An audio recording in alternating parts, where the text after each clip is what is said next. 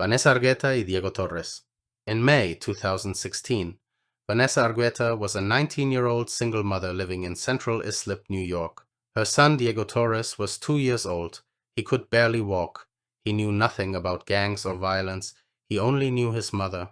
That was enough to get him killed. Vanessa had connections to people associated with MS-13.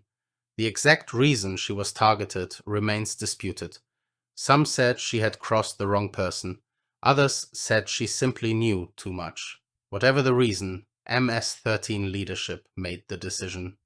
She had to go, and anyone with her would go too. Vanessa was lured to a meeting with people she thought she could trust.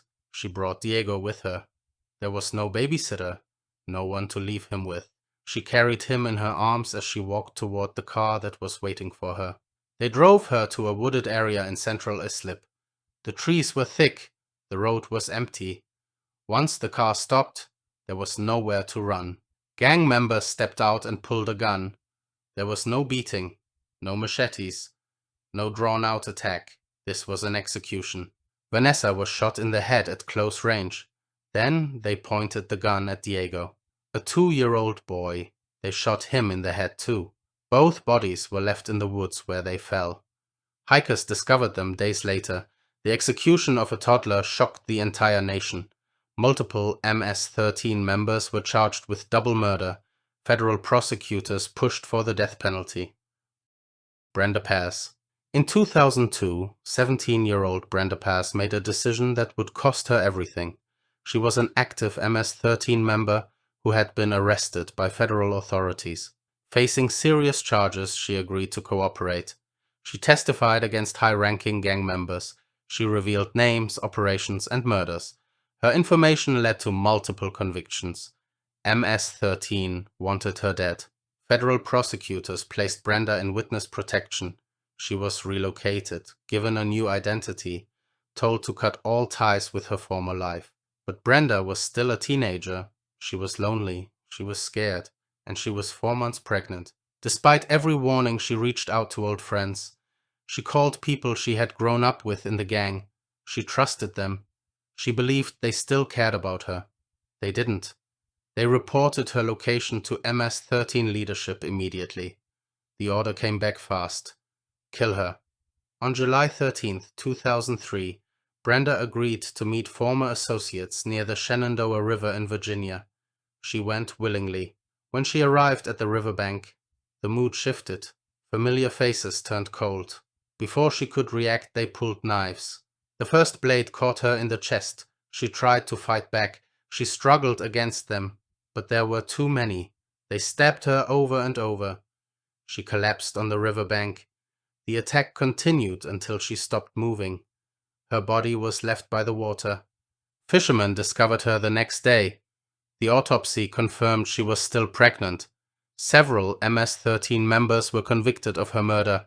The case remains one of the gang's most infamous killings. Michelle Tenezaka. In August 2016, 16-year-old Michelle Tenezaka was living in Baltimore, Maryland. She had loose connections to MS-13 associates in the area. She was young. She was trying to navigate a dangerous world she barely understood. Then word spread through the gang that she had been talking to police. In MS-13, snitching carries an automatic death sentence. It doesn't matter if the accusation is proven. It doesn't matter how old you are. It doesn't matter if you're a girl. Suspicion alone is enough. Gang members decided Michelle had to die. They contacted her through people she trusted, friends, familiar faces. They told her to meet them at a spot near the train yard. Michelle went willingly. She had no reason to suspect anything. When she arrived, several MS-13 members were already there. The train yard was dark and empty. No witnesses, no cameras, no escape. When Michelle realized what was happening, she tried to run. They caught her within steps. The first knife came down fast. Then another. Then another. Gang members surrounded her and stabbed her repeatedly. Each attacker took a turn to prove their loyalty. The frenzy continued long after she stopped breathing.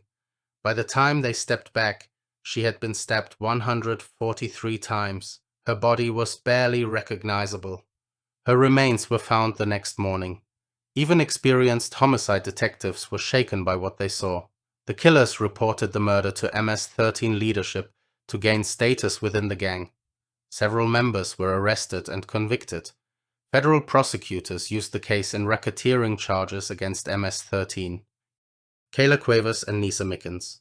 On September 13, 2016, Kayla Cuevas and Nisa Mickens walked through their Brentwood neighborhood after school.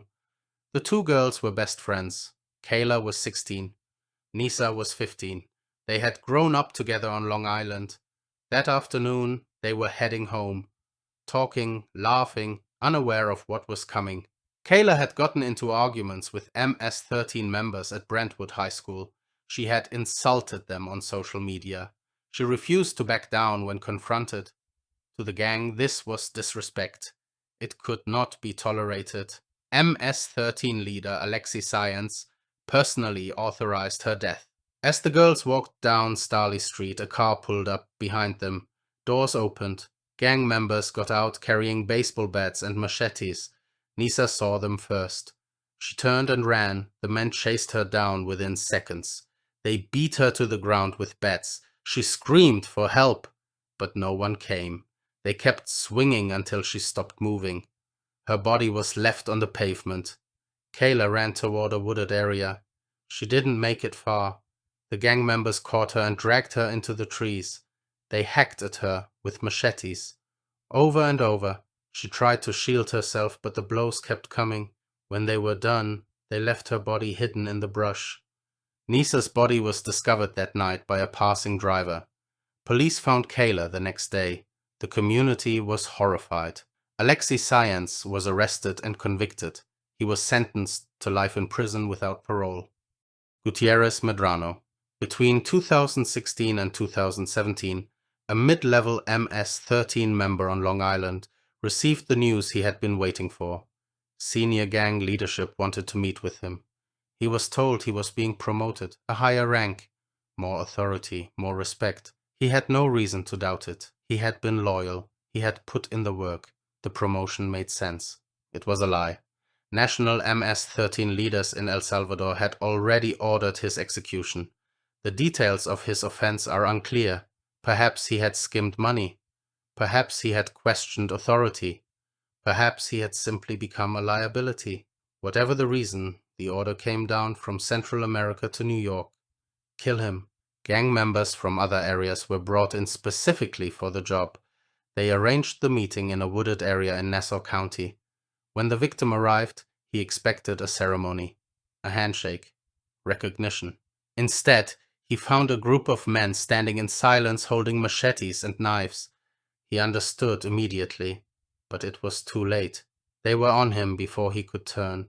The blades came fast. Machetes struck his body from every angle. Knives plunged into his torso. He fell to the ground and the attack continued. When he finally stopped moving, they didn't stop. They dismembered him, arms, legs, separated from the body.